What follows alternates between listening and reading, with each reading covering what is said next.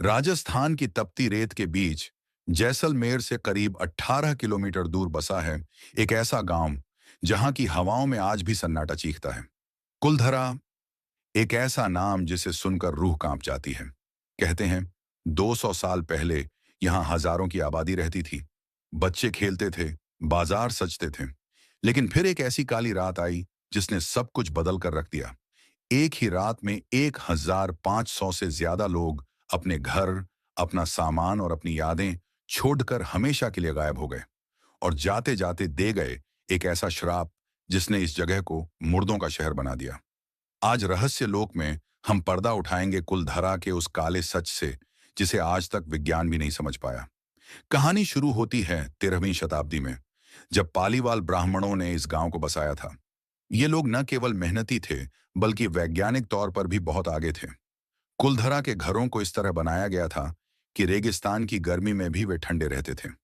खेती और व्यापार से ये गांव बहुत समृद्ध था, लेकिन जहां रोशनी होती है वहां परछाई भी होती है।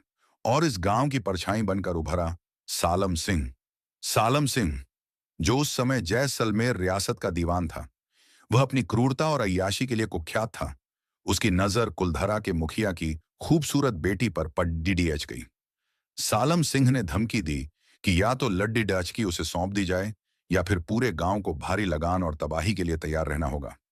गांव के स्वाभिमानी ब्राह्मणों के सामने धर्म और बेटी की इज्जत का सवाल था। उन्होंने लड़ एंचने के बजाय कुछ और ही फैसला किया। एक ऐसा फैसला जिसकी किसी ने कल्पना भी नहीं की थी। आधी रात का समय था। कुलधरा के साथ आसपास के 84 गांवों के लोग इकट्ठा हुए। इज्जत बचाने के लिए उन्होंने अपनी पुश्तैनी जमीन छोड़ देने का फैसला किया। लेकिन सवाल यह है कि 1500 से ज्यादा लोग गए कहां? किसी ने उन्हें जाते हुए नहीं देखा। किसी पड्डेढ़ गांव ने उन्हें गुजरते हुए नहीं देखा। वो जमीन निगल गई या आसमान खा गया, ये आज भी एक पहेली है।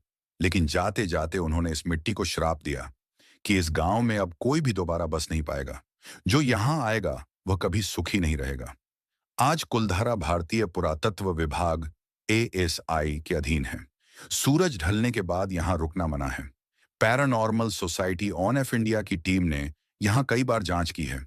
उन्होंने अपनी मशीनों में अजीबोगरीब आवाजें रिकॉर्ड की हैं। कुछ सैलानियों का दावा है कि उन्हें किसी के चलने की आहट सुनाई देती है, तो किसी ने छोटी बच्ची के रोने की आवाज सुनी है। क्या यह सच में रूहों का बसेरा है या सिर्फ एक मानसिक वहम? कुलधरा आज भी उन पालीवाल ब्राह्मणों के बलिदान की गवाही दे रहा है। इतिहास की धूल में दबे इस राज को शायद ही कभी सुलझाया जा सके। आपको क्या लगता है?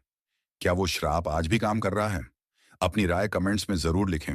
अगर आपको ये वीडियो पसंद आया हो तो इसे लाइक करें और रहस्य लोक को सब्सक्राइब करें